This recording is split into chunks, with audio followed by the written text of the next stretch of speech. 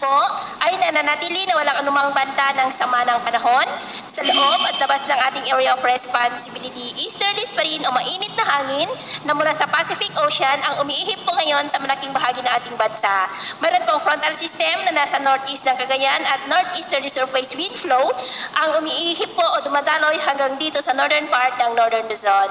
At sa ating long range forecast, consistent pa rin na walang bagyo na namamataan na tatawid po sa ating kalupaan for the next 2 weeks. At sa lagay ng ating panahon, ngayong madaling araw ay maayos ang panahon sa malaking bahagi ng ating bansa pero may chance pa rin ng mga isolated rains sa ilang bahagi ng Cagayan, lalo na po sa mga coastal areas, southern part ng Palawan, Sulu Archipelago at ilang bahagi ng Zamboanga Peninsula. At mamaya ay sisikat po ang araw sa malaking bahagi ng ating bansa pero may chance pa rin ng cloudy skies with isolated rains sa ilang bahagi ng Cagayan, southern Palawan, Zamboanga, Basilan at Mati. At mamayang hapon, maayos na panahon pa rin ang asahan pero may chance pa rin ng cloudy skies with isolated rains sa ilang bahagi ng Cordillera, Cagayan Valley, Rizal, Infanta, southern part ng Leyte at ilang bahagi ng Mindanao.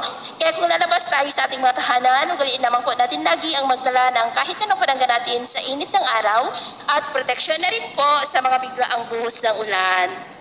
At sa atin naman pong mga baybayin, wala naman po tayong nakataas na namang gale warning signals, pero may pag-ingat lamang po kung papalaot tayo para po mas makaiwas sa mga sakunang pangkaragatan.